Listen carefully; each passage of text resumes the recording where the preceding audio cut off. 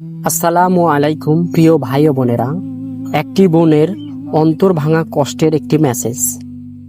আমার জানাজায় 3 ভাইকে দাঁড়াতে দিও না। এক মৃত্যুশয্যায় থাকা বোনের শেষ কথা ছিল এটা। 75 বছর বয়স এক ভদ্র মহিলা আজ পৃথিবী ছেড়ে চলে গেছেন।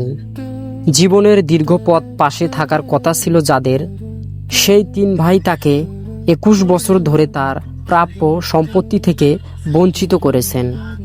শেষ জীবনে যখন ভাইরা ক্ষমা চাইতে এলেন, তিনি শুধু একটি কাগজে লিখে দিলেন, মাফ করব না। তাহলে ভাবুন তো, বোনটির ভিতরে কতটা কষ্ট জমা ছিল।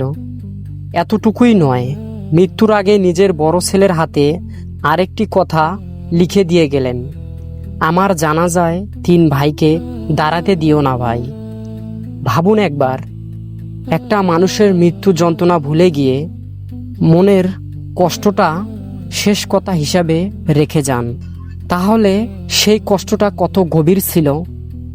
আমাদের সমাজের বোনদের সম্পত্তি ভাইরা ভোগ করে, ভাইয়েরটা বোন, এমনকি স্ত্রী সন্তানদের ও প্রাপ্য হক থেকে বঞ্চিত করা হয়।